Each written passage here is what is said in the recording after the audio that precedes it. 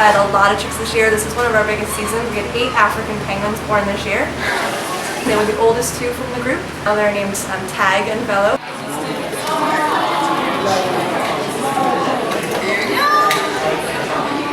We're not quite sure about their genders yet, so we'll hopefully get results from their blood test in the next couple of weeks.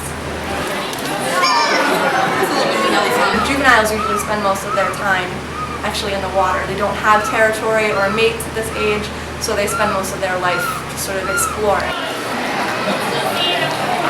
Well, African penguins are an endangered species. They're actually predicted to go extinct in the next 10 to 15 years.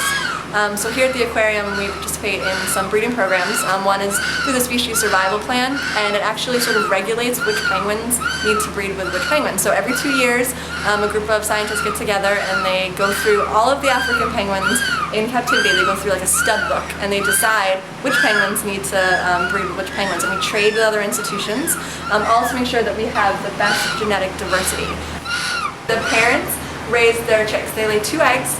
If both chicks hatch, they'll make every attempt to raise both chicks, and they do most of the work for us. We just have to keep feeding the parents to make sure they have enough food to feed their chicks.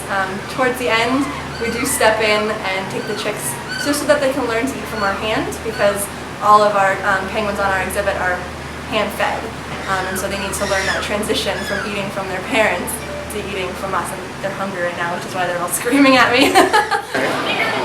By breeding them responsibly, we can help to maintain the populations, and so they might not go extinct in captivity. They'll go extinct in the wild, but we'll be able to keep the species continuing, and so only certain parents are allowed to reproduce, so these are sort of the best genetic offspring.